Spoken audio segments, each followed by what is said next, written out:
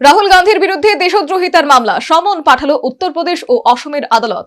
মোট 30টি মামলা দায়ের হয়েছে।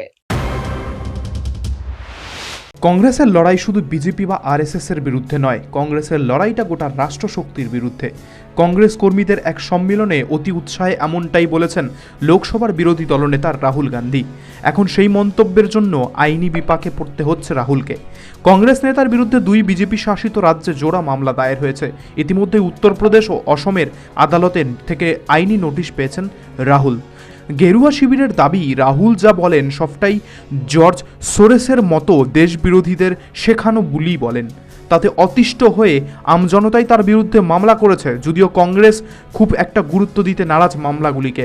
কংগ্রেসের দাবি, রাহুল গান্ধীর বিরুদ্ধে এর আগেও বহু রাজ্যে বহু মামলা দায়ের হয়েছে। এই নিয়ে মোট 30টি মামলা দায়ের হলো কংগ্রেস নেতার বিরুদ্ধে। উল্লেখ্য, রাহুলের বিরুদ্ধে একটি মামলা দায়ের হয়েছে অসমের গুয়াহাটিতে, আরেকটি মামলা দায়ের হয়েছে সম্ভলে। গুয়াহাটিতে দায়ের হওয়া মামলার অভিযোগে বলা হয়েছে, রাহুল যা বলেছেন সেটা উগ্রপন্থীদের উস্কানি দেওয়ার শামিল। ওই মামলাটি জামিন অযোগ্য ধারায় দায়ের করা হয়েছে। এই মামলা গৃহীত হলে রাহুলকে ফের জেলে যেতে হতে পারে।